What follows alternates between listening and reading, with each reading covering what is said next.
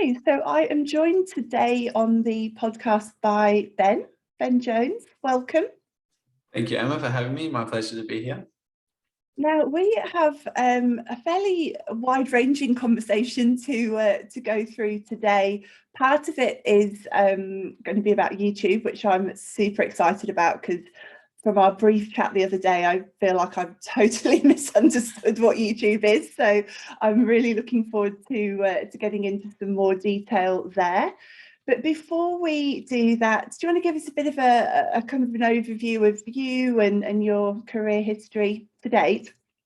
Yeah, sure. So I guess career history, like I grew up on a farm down south and in Western Australia here and sort of learned the value of work. And my dad kind of had a thing was like, hey, look, if you're going to leave home, you need to have an apprenticeship or a university degree, right? And let's be real, university was never for me. I didn't even finish school. So we left that. And look, I started out as just a sparky. And I guess I was quite an entrepreneurial young person. Like I'd come up to my grandparents' place and I'd paint numbers on curbs and go door knocking and sell things and grew my own veggies and sold them. So being an entrepreneur was, I guess, in my DNA. And being forced to work in a career for nearly 10 years just about killed me. So I had to find other ways of doing that. And basically started multiple businesses and left the employment road a fair while ago now, which is fantastic. But I guess that'll tie in a little bit later. But I guess from there, we had our own kids as well. And I've got 4 children, which is another universe of its own. That's a job in itself, isn't it? It is a job in its own. And I guess, from there, we wanted to teach our kids the business skills my wife and I never learned when we were growing up. My wife grew up in a single mum household. She, became a school teacher and thought that was the way out. And, through our entrepreneurial journey together, like, we wanted our kids to be able to find something they enjoy and turn that into money. And, then they probably wouldn't have to work a day in their life. Right. So that was the goal. And so we started my son up with a business, just knocking on doors and selling herbs in the backyard. And he had his own little business. We had heaps of people ask us how to do that. And that's where Youth in Business, the company, started from there, which I think we'll have a little chat about today. Idea. I love it. I just think this idea that school is the be all and end all, and the skills that we learn in school are going to serve us in our time after school. I'm not saying there isn't a place for it. There certainly is, and I think for a lot of people the system works well, but it doesn't work well for everyone. Yeah, I'm actually not a fan of it working at all, really. Yeah. You're taking the extreme view. Yeah, I really do. And look, my kids actually go to a private school, so I'm not going to sit here and be like, look, I'm a homeschooler, you shouldn't send your kids to school, any of that, right? Like, school definitely has its place. But if you were to quote someone like Mark Twain, there's no way I'm letting my kids' schooling get in the way of their education, right? Mm-hmm. So, and if you have a look at the history of school, like how schools, Western schooling was started, it was, if you go right back, it was basically to produce better soldiers and better workers at the turn of the Industrial Revolution. And we've still got that system today. The elites lost it when they started teaching young people, like teaching the masses education. It was actually in Prussia. And so they came up with a system where they could only get educated to a certain point, and higher education was just for the elites or super expensive. Here we are a couple of 100 years later, and it hasn't changed much. So yeah, it's I don't have kids myself, so it's just kind of what I learned through friends and with their kids, but it doesn't seem to have changed that much. I mean, even when I was at school, which is what, 20 odd years ago, 25 years ago, I've lost track of time. It seems quite similar. No real changes in subjects, and I think that's one of the reasons that I found it so interesting, this idea of actually teaching kids entrepreneurial skills. Yeah, I think the biggest skill that you can teach your kids, and we call it the skill set of an entrepreneur, right? So imagine if, like, I don't know, Richard Branson, Elon Musk and co went bankrupt tomorrow. They'd be a millionaire within the next 30 days, right? And that's because they have this skill set of an entrepreneur, right? They can take their ideas and turn that into money. Now, that's not a skill set you're taught at school. Okay, no. You're not taught how to do that, and that's something that most business owners struggle to learn. Okay, and there's a difference between business owner and entrepreneur, right? So And that's really the skill set that I think if we taught that to people, it would just change the whole world. And like I said, school definitely has its place, but it does not teach people how to be entrepreneurial. And like I get a bit of kickback from this when I talk on stage, because people say, well, my school has an entrepreneurial program, right? I'm like, well, that's fantastic. What did they learn? And they say, oh, they started a little business, they did this. And in the end, I'm like, well, how much money did they get to keep? Oh, none. They gave it all back to the school or gave it to charity. And I was like, well, so they basically started a not-for-profit. They didn't start a business. Yeah, exactly. Yeah. Two very different things. And I mean, the school tries in its own way, but it just doesn't work out. So, but that skill set of an entrepreneur, that's the thing, right? So we have this thing where we teach kids when they get started to start, we call it the $20 challenge. So you get $20, you have to turn it into as much money as you can in a 30-day period. Now, most of the kids we work with now will turn that $20 into over $1,000 in that first month. Quite amazing. And is that as basic as the instructions are? Are they given any other kind of parameters, or that's literally it? That's literally it. I mean, they're not allowed to buy. Well, the reason we did $20 is they can't go buy like $1,000 worth of stock, right? Like they have to literally get creative with it. So the rules are something like you have to find or create. You can't just go grab something and sell it that you already have, right? So it's you've got to actually build. And the cool thing is I think the record at the moment is like 5,700 or something like that. Quite amazing. It's absolutely nuts. Yeah. But here's the thing, like the kids get to the end of the 30 days and they realize they didn't even need the $20 to start with. And that's because, they're able to turn their ideas, the things they wanted to do, into sales. And a big part of that, and I think this is where a lot of entrepreneurs or business owners and entrepreneurs go wrong, is we teach them a concept called sell it before you build it. So if you can sell something before you build it, or just get out there and sell it. I mean, most entrepreneurs or business owners right now know that there's something they could be selling and getting out to the marketplace, but they're too busy planning the better plan or the 30-page branding guideline or whatever. And yeah, so it's absolutely amazing to watch them go from just having that $20 to actually building, and maybe a couple of different ideas. Some work, some don't. But and that's the whole entrepreneurial journey, right? So it's very cool, and I think it's such an interesting thing, and something that we talk a little bit about on this podcast. I'm personally very interested in it. I guess what the differences are between the people who actually go for it and the ones that don't. And I think sometimes the ones that don't may actually have the best ideas. They may have solved some like really fundamental problem, but I think it is what you're just saying there. It's about wanting to have it perfect, wanting to have the perfect product, the perfect plan, the perfect timing, the perfect amount of money, whatever it might be. And that sort of realization to me that there is no such thing. You've just got to go and make it happen. To kind of, I guess, implant that little seed in kids' minds is quite amazing and very empowering, I think, to have that knowledge that they can do that.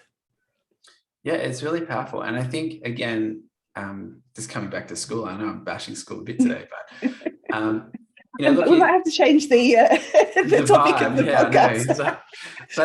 But look, I mean, you're taught that failing is bad, right? Yeah. So, and that's sort of what I'm coming back to with school. And look, school definitely has its place. I definitely will say that. My wife was an ex-school teacher, so okay. But I guess failing is bad, right? So if you get an F or if you fail at school or whatever, you don't usually try harder the next time. It's usually quite a demoralizing experience. And so when you get out into the world, most really successful entrepreneurs, or a lot of them, actually are not that great at school. Richard Branson suffers from that massively.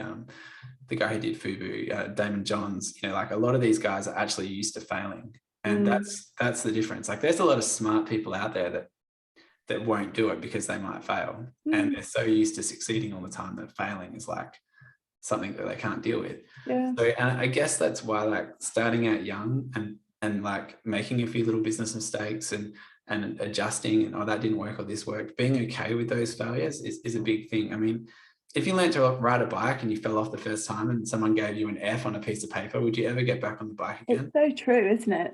Yeah, those kind of, I guess, life skills, you would call them, and how they're treated differently than the kind of classic schooling approach. How, I'm interested, that first conversation, your first child who did the kind of the $20 challenge, what did they say? Like, how did they go in the beginning? Were they a bit nervous, or? Yeah, so my oldest son, his name is Trent. He's I guess you'd say quite a reserved child. So you know, like the sort of kid that you'd go meet people new first time and they'd hang to your leg and not really say hi or whatever. My second child, Heath, man, that kid is extroverted as. He'd be like telling you his life story, right? So it's just, some kids are different, right? And so for him, but I needed him to be able to look people in the eye and to be able to talk to people and that sort of thing. So when we start, like my kids off, if they started a business, usually around that 7-8 period where they usually want things or money or whatever, right? We usually set them out on a door knocking business. So they either bake something, make something, and then go door knocking and have to sell it. And they sort of graduate, like that's sort of the first thing I like to get them to do. So Trent, he was like the first sort of kid we ever worked with and this going back, he's like 14 now, so going back a long time. But he actually got his like money that he got from his nana for Christmas, and we built a herb garden because he liked growing things. So we built a herb garden. He had to grow them, maintain it, and then he'd package them all up and he made flyers and he'd just go door knock around. He'd have like a basket and he'd go door knocking around the suburb here, and he would literally just say, "Hey, I've got some herbs for sale. I'm Trent."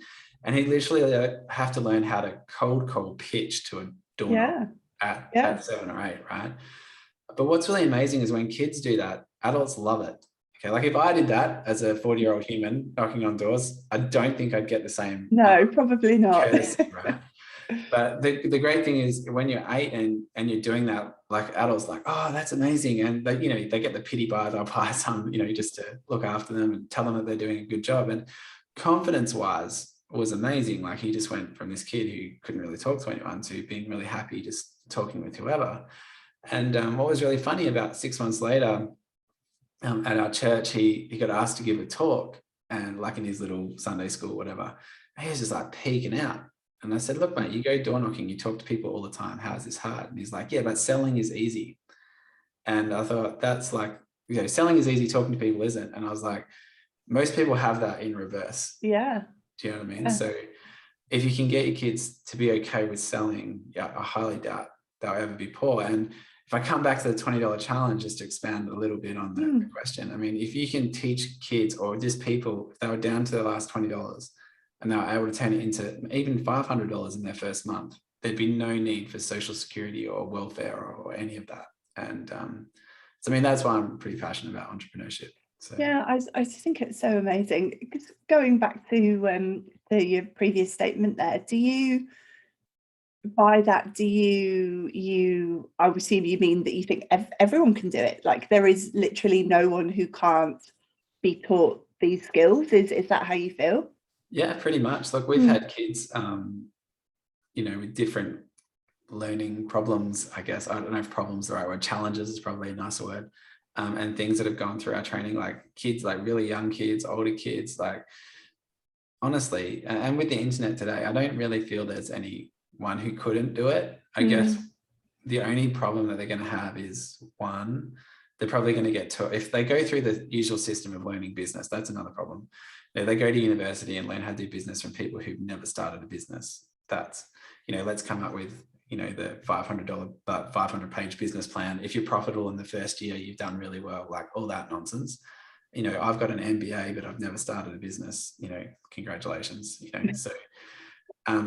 So yes, I mean, all of that is just complete nonsense. You know, like if you want to, you wouldn't go to a gym and be trained by a fat person, would you? You know, like you're going to be wanting that fit person to come train you. And likewise, if you're going to learn how to do business or do business, find someone who's already done, you know, even in your own local networks, you'll know like an uncle or a, you know, a friend of a friend who's created successful businesses. Sit down with them for 5 minutes and talk to them. And the first thing they'll probably tell you is go sell something, right? That's the key. So anyone can do it. It's just if they're willing to get over probably, you know, years of programming at school and their own self-doubt and just put themselves out there and literally make sales. Like sales drives everything. So, and if you can't sell, you know, just you have to work around it. Like the online today, like internet marketing and, you know, Yeah. Gumtree and Facebook Marketplace, you don't have to sell face-to-face if you don't want to. And you don't even need a website. And so I would imagine there is an argument that it's almost easier to learn that when you are younger, because you probably actually have less of that fear factor. And then as you get a bit older and, you know, become an adult, and there is so much more, I would think, that fear of picking up the phone, knocking on a door, whatever it might be. Whereas in a kid, maybe it's there a little bit, but maybe not as much is my assumption. Do you think that's yeah, true? it's really funny watching kids at different ages. So like kids at 8 through about 12 are fearless. Like they'll go talk to anyone, they'll pitch anyone, they'll make the phone call, they'll do whatever has to be done. Once they get to that 12, 13 space, they start to get a bit cool. Yeah.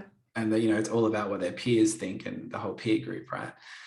And at that point, that's where, you know, you have that bit of resistance, right? So that's where you have to have some external goal to help motivate them. You know, like at the end of the month, if we make these sales, we can buy a new laptop, insert whatever they want there, right? So Yeah. then they kind of learn to push it through. But yeah, anyone can overcome it. I think when you're younger, it's easier.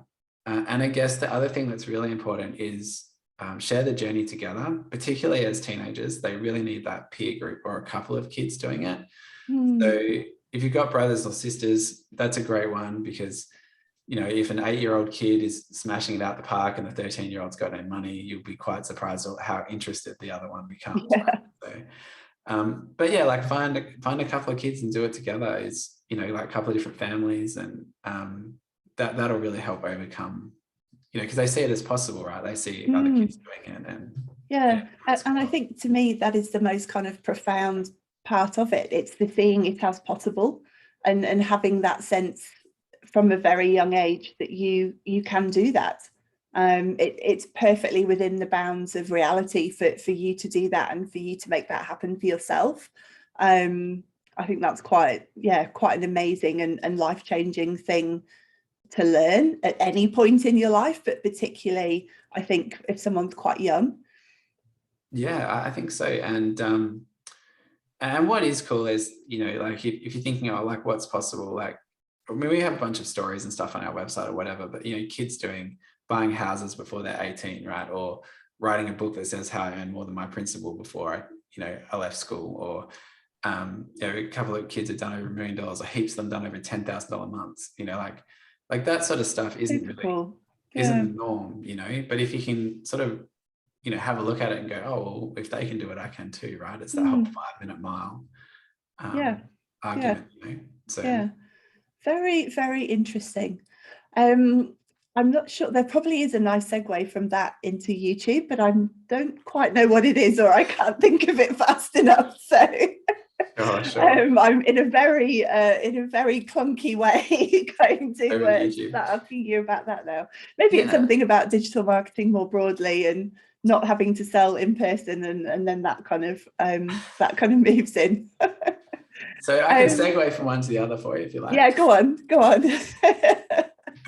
So look, we were doing youth in business events, and we were actually doing a lot of speaking. So we wanted to get this out to as many people as possible. So we're running events and like filling rooms for like 600-700 people, and that's quite expensive marketing. And in doing that, we were heavily reliant on Facebook, and you know, Facebook can have its ups and down moments. And probably about 5-6 years ago, we really moved over into Google and YouTube marketing as sort of where the eyeballs were going, and we've never looked back. And as a result of that, I was also working on some other businesses, like helping coaches speak from stage, and other 7-figure earner businesses, sort of helping them grow and scale. So the youth in business was very much like a side project that sort of exploded in a good way for us. And then, you know, so I had a lot of people asking us how to do YouTube advertising and that sort of thing. So, you know, in doing that, we were able to, you know, work with corporates and different businesses and really grow that out. But in terms of like where YouTube is, YouTube's probably like advertising. So YouTube ads is probably where Facebook was easily a decade ago, or, you know, search was, say, in the turn of the century, or email was in the 90s. So it is a massive opportunity.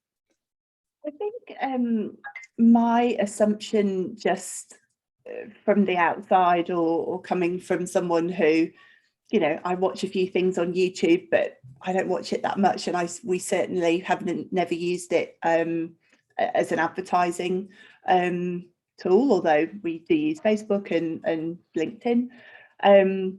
My assumption is that it's for very big brands and it would be expensive. Yeah, a lot of people think that, you know, because they see a lot of the big brands on there, you know, like Yeah. they'll see Woolworths or, you know, some of the big department stores and the big insurance companies. And they think they're usually running like ads that you can't skip, and they're annoying. And that they've come into the space because they think that YouTube is the new TV, which actually couldn't be further from the truth. Okay, so, and that's where they go wrong a lot. We work with a few brands like unbunking that, you know, because they'll have like a big brand agency that goes, oh yeah, we just want to get reach, and they'll show them the reach and the statistics, and they think, oh, that's fantastic, we're just doing a broad marketing. But for B2B or even B2C, like for most like small to medium enterprise businesses, like that's actually not the approach for YouTube. So having a YouTube ad that connects with people, that is authentic, because that's what the platform's about, that delivers value, like that's really where you need to get your ads to. And look, there's a whole bunch of different campaigns you can run. So I actually just had a chat with another gentleman the other day about like boosting his channel out, like how do I just get more engagement on the videos that I'm creating? You can run campaigns just on that for like $1 a day or something crazy, and for a couple of cents you can get, you know, a view. So you spend $10 on a video and you get heaps and heaps of views very, very cheaply. So it really depends on what you want to do. So. Yeah, and I think perhaps that's where my misunderstanding of what YouTube is comes from, because to me it's that, like watching television. There's a few creators that I really like. I subscribe to their channels, I always watch their videos, and that's how I use it. I use it as a go to the platform, watch the videos I like, and leave. She say try and skip the ads as much as possible, but that's not really what you said. That's not what YouTube is. It's not its purpose. No, I mean, so YouTube, like the content side is amazing, right? Like there is like channels that we follow. There's also a bunch of people looking up like how-to stuff. It's very much, we go there for two reasons, usually on YouTube. It's either to be entertained or educated in some way. So they're the two core focuses people are there. Now, when you're comparing that to something like, say, Facebook, where you're just going there to be, you know, stimulated and scroll through a feed, it's a different experience. So in terms of the advertising side of YouTube, you really want to be talking to the right person in the right way. So there is a way of structuring the ad that's really key to making YouTube ads work. You can't just take what's working on Facebook and try and run it on YouTube. It'll just end badly, because Facebook's very interruptive, salesy in terms of messaging. YouTube's very much, you know, authentic, deliver value before you send them anywhere, right? So it's a different thing. And I guess getting that ad right is super key to making YouTube ads work. And the other thing to notice, like, you know, YouTube's actually bigger than Facebook in terms of ads, like in daily users, sorry. So there's more daily users on YouTube than there is on Facebook. Now, the cool thing with that is not only is there more daily users, you can actually target people based on how much money they earn, and also by what intent actions they're taking. So they're putting your ads on any YouTube channel or any video, any of your competitors' YouTube channels. It just makes it for a way targeted approach to getting in front of the right people than, say, someone just scrolling through interest based on Facebook. Like they're two completely different things. And there's not as many people on YouTube too. So in terms of opportunity, getting eyeballs at a fraction of the cost of what you're paying in other platforms is absolutely amazing. So yeah, and again, that's the thing that that really surprised me, that the level of or how specific you can be in terms of that targeting, and how sort of deep you can drill down. As you say, that the Facebook one is fairly surface level. You know, I'm interested in these topics in this location. It's a little bit hit and miss. You might get someone, you might not. How detailed can you be on YouTube? Like how kind of deep down the rabbit hole can you go? Man, you can go, like, it's so cool. Like the targeting on YouTube is just next level. So I actually compare it to like the difference between Godzilla and Bambi would be Facebook, right? So It just blows my mind, this.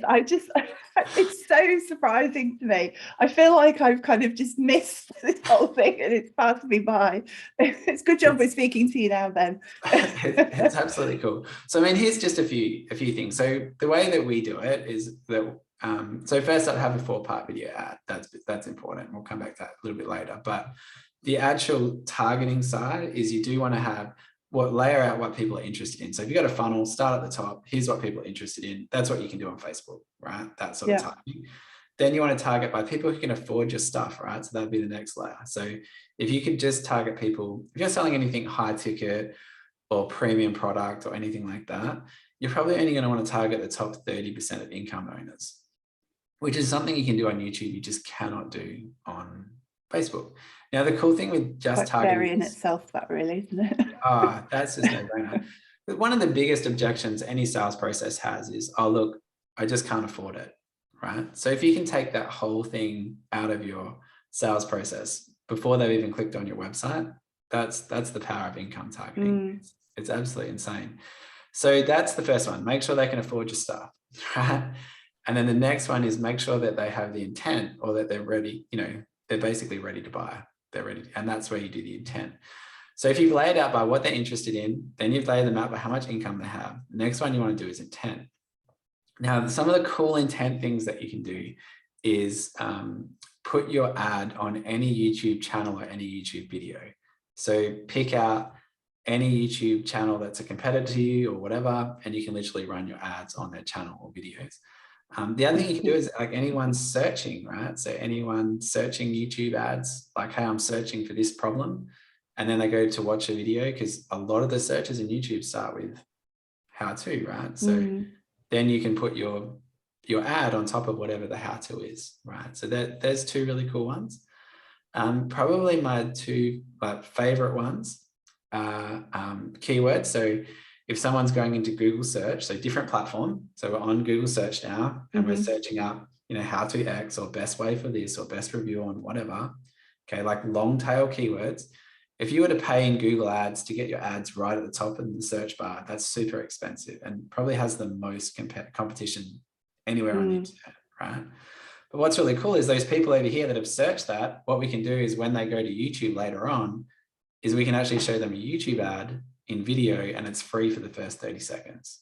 So the cost per click here is like 1/3 of the price of what you're spending on Google search, and you've been able to pitch them or talk to them for that 30 seconds before they get there. So that's a massive opportunity. Like, if you're running search ads at the moment and you're not on YouTube, you're literally setting your money on fire.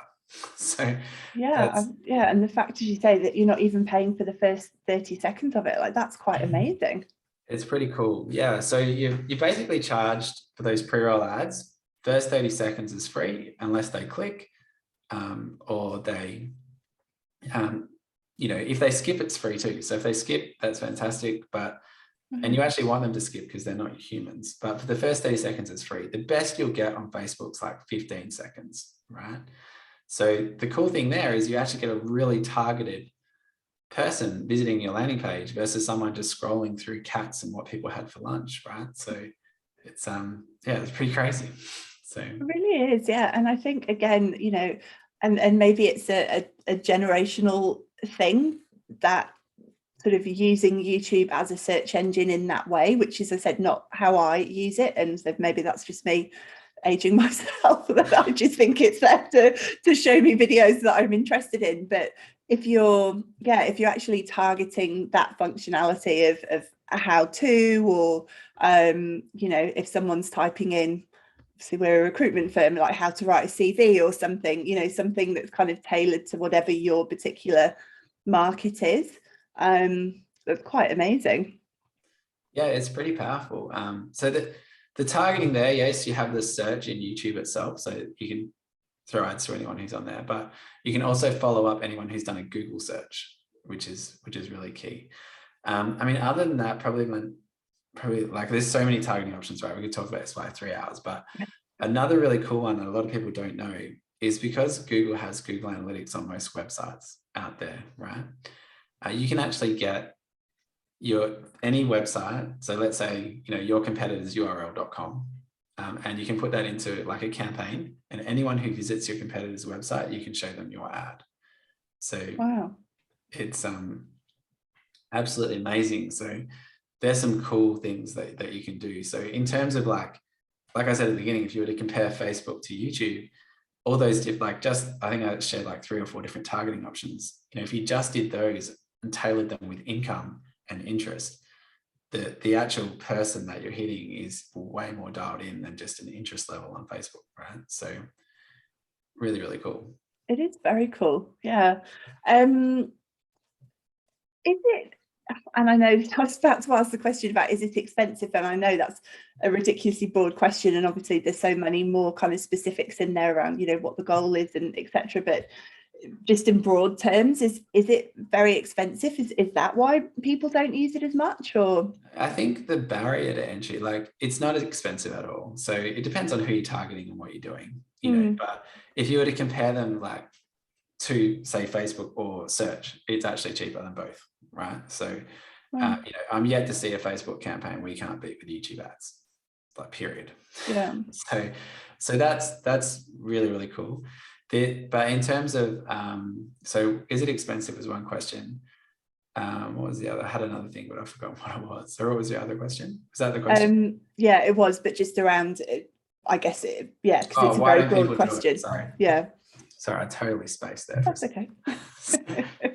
So why don't people do it? So I guess like the barrier to YouTube ads is a bit more extreme. Okay, so it's not like Facebook, Instagram, or search, where it's just an image and a bit of text, right? You actually are forced to do video ads. And for a lot of people, creating a video ad they think it's way harder than it needs to be, and it's really not, right? And so there's that element, and then there's also the element of it's a completely different platform. So if you just come in there and you know try to do what was working on, say, Facebook or something like that, it just won't work, right? So you've got to learn a whole new platform, and you've got to have, you know, video ads that are scripted out to convert. So I think if you're coming over, you kind of look at that and go, oh, I don't know how to put those pieces together. That's really hard. Or how do I do that without getting a studio for the video ads, which you just don't need. You know, like pretty much all our clients should have their videos off a phone and a gimbal. So just a very simple gimbal. Yeah. And the reason for that is you actually don't want Hollywood ads.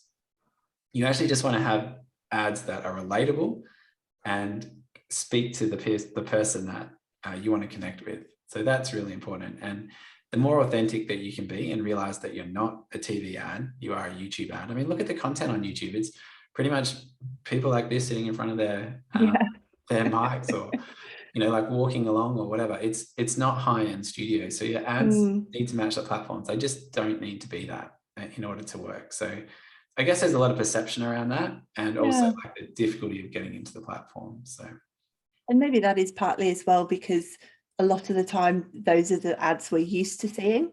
Like you do often see, like you've mentioned Woolies before, or, you know, a big brand that kind of plays the longer form ads in there, and certainly I don't tend to see as much as the you know, smaller brands or sort of SMEs, or in terms of the video ads. And then you can get those little text ads that sit at the bottom as well, the little kind of text rectangles. Do they offer good results as well? Is there mileage in those as well? Yeah, there certainly is. So that's done through what's called the Google Display Network. So it's all on the same platform, right? So YouTube ads, you know, Display Network, it's all in there together. Now, what's really cool with those is we really only use them with remarketing, okay, or retargeting, depending on which hemisphere you're in. But so the cool thing with that is you really want to be able to just target people with those banner ads. If you go out cold, like cold audiences with those banner ads, they're very, very hard to convert. You can do it, but it'll be the coldest traffic you ever saw. So what we use them for is obviously in YouTube ads, you know, like in the banners there, but also more for remarketing purposes. So if you've been to my website, you haven't taken the action that I want, you didn't buy my stuff, opt into my training, whatever it is, you would then see these banner ads. Now, they don't only go on YouTube. They actually cover the whole, I think it's something like 90% of internet users over the internet. Okay, and it has one of the largest I guess, arrays of places that you can see. And you'll probably know this, like think of like a product that you went to go do, or a flight that you didn't book, or like a coach that you visited a landing page or something. And then everywhere you've gone for the next week, you've probably seen those banners, right? Yep. Like pop up everywhere like crazy. They are absolutely fantastic. And we use those for remarketing or retargeting, like I said. But here's the thing, you only pay when they click. So Wow. it's not like Facebook where it's like impression based. Yeah. You actually get to be everywhere at all times and only pay when they click. And it That's has quite massive. it's if you're not like literally YouTube ads is cool, but display remarketing is where it's at. So even if you're running Facebook ads right now and you're not doing this, like that's an easy entry to get into, to start playing with the Google Ads platform, right? But here's the thing, like it has the highest return on ad spend of anything that we do. So we do ads on all the platforms, right? But you know, the display remarketing basically leaves no lead behind, or no sale behind is how we word it. You know, like it will hunt them down all over the internet. There is nowhere to hide. There is literally nowhere to hide. I had a guy the other day, he's like booked a call with me. He's like, I was at Bunnings, I just couldn't take it anymore. And, you know, I finally booked that call. I'm like, oh, okay, why is that? He's like, it's like God was telling me to do it. You were literally everywhere. And I was like, fantastic. So yeah, that's the power of the remarketing, the banner ad remarketing. So. Yeah.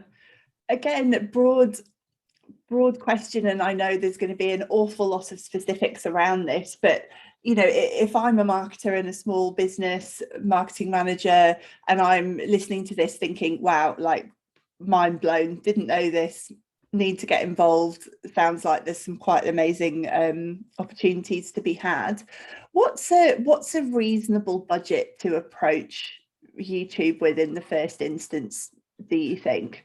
Yeah, so let's say that your marketing budget was whatever it is, percentage of revenue usually. So, you know, if your marketing's, I don't know, let's say that you're doing $10,000 or something, your marketing budget's $1,000, right? When you're first getting started, you do a test budget, like a couple $100 or something like that. Okay. You don't want to be throwing your whole marketing budget at it in the first month. You want to really be doing some testing. So test out some ads and some audiences. Those parts are really key. And you'll find that different ads and different audiences will work better. Okay. But do that testing period for a couple of weeks before you throw your whole budget at it, because it's like anything. You want to find the bits that work and then scale. Now, the nice thing with YouTube is you can scale really quick. Okay. It's not like Facebook where you have to do like 10% here and slowly, and then it stops working. And you don't have ad fatigue either. And no one comments on your ads.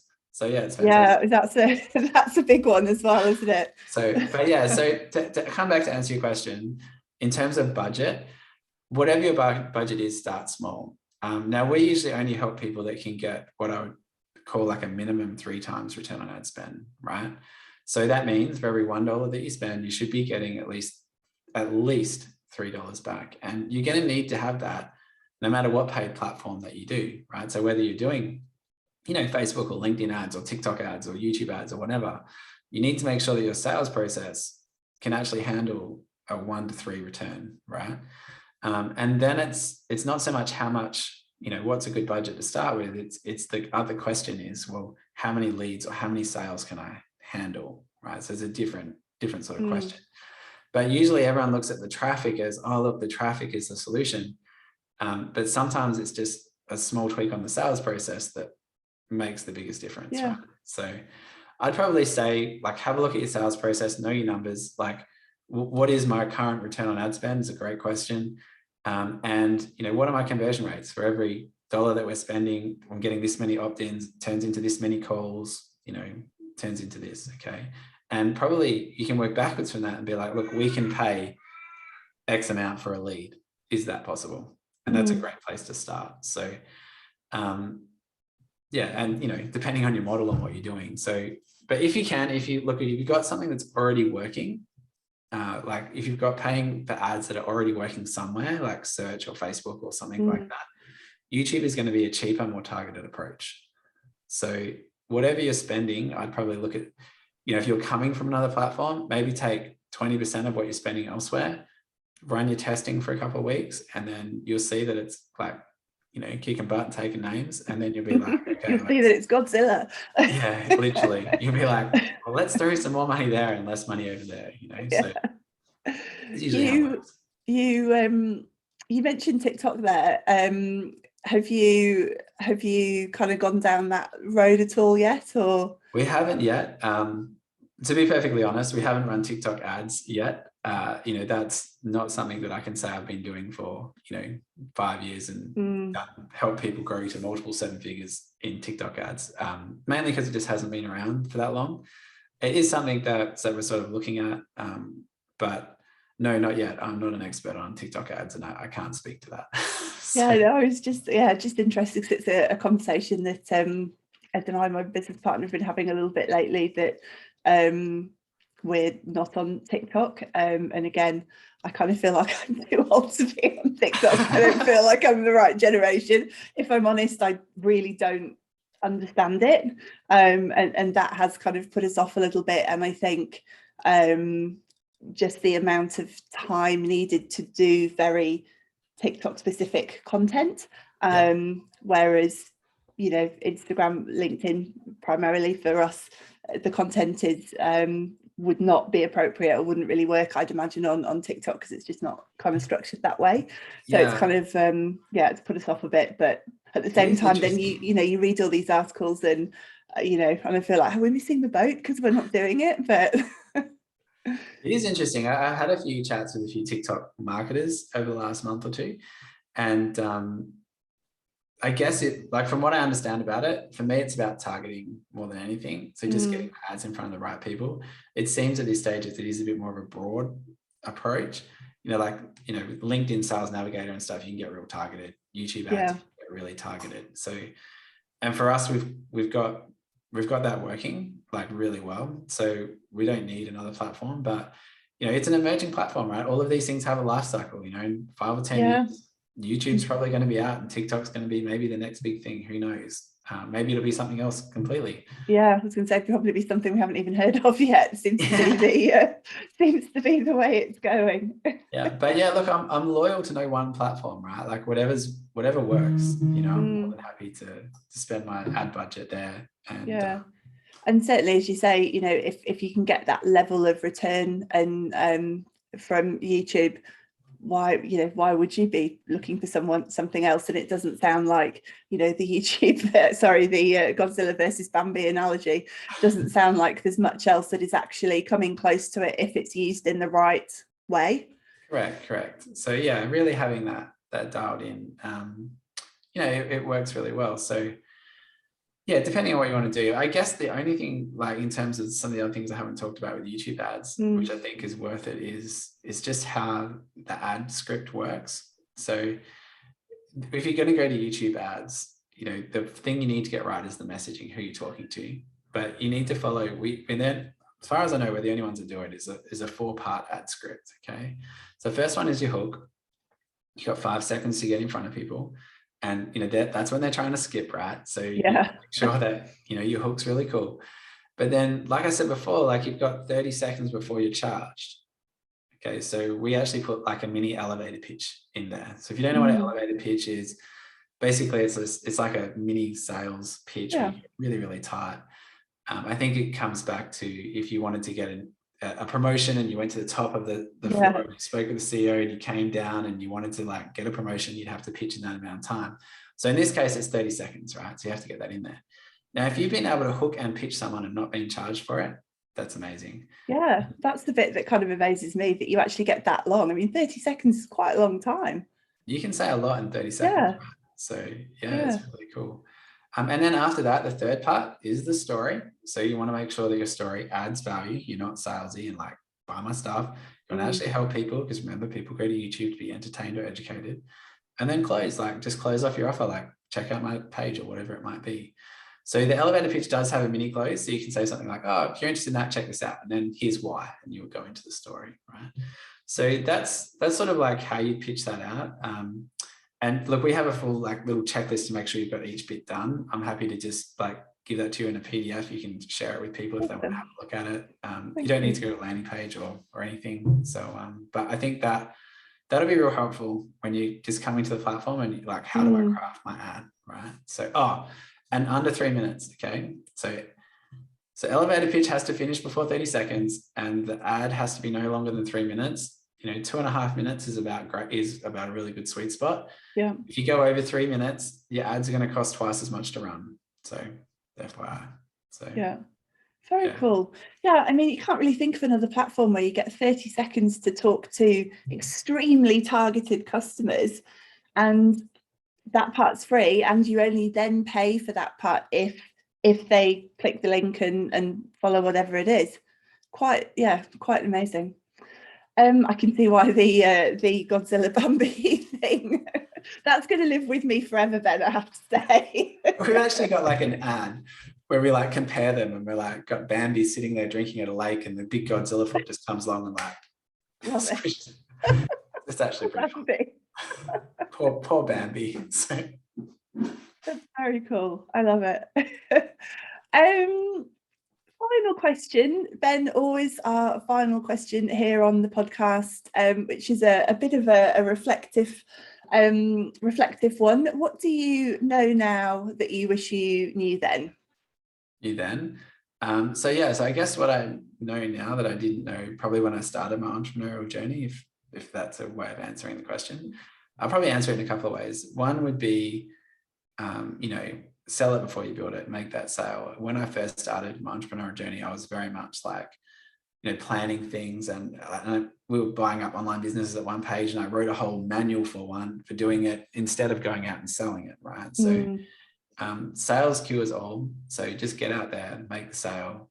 If you can't sell, find someone who can in your business, right? That's that whole selling it before you build it.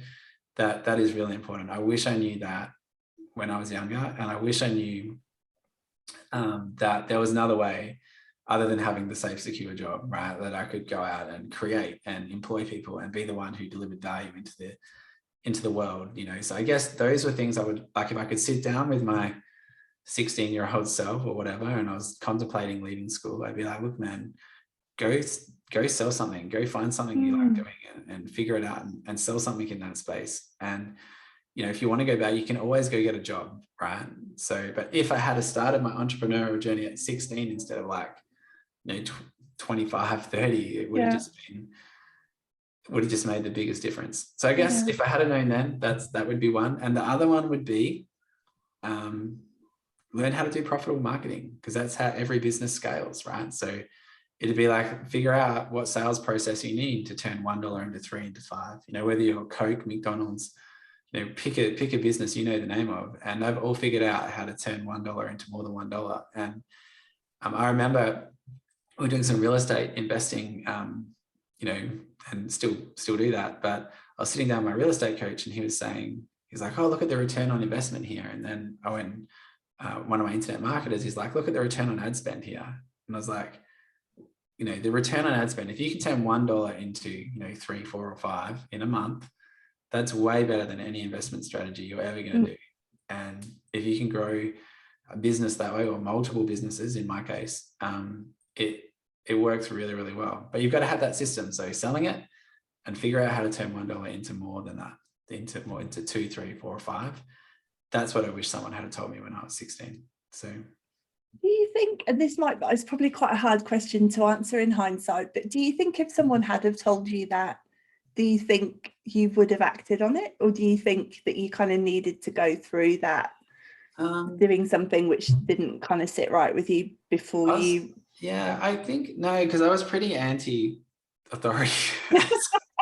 So, don't say, that hasn't come across at all. I'm a very much chilled out version of my younger self. So I think, like, if someone had told, I would have needed two things. I would have needed to be told, and I would have needed to be shown. So there was no YouTube back then. It's not like I could go on there and look. Like today, I can go look at really successful business people, and they can tell me what they're doing and how it works. Like, that really wasn't a thing, if that makes sense. You didn't even have mobile phones. So I guess, had I been younger then, and I could follow people like, Gary Vee or Grant Cardone, or some of these bigger names as a young person, I would have been all over that, I reckon. So I guess it's just different. I wouldn't have, I think I would have started younger and bigger as well, like with the internet, so Yeah.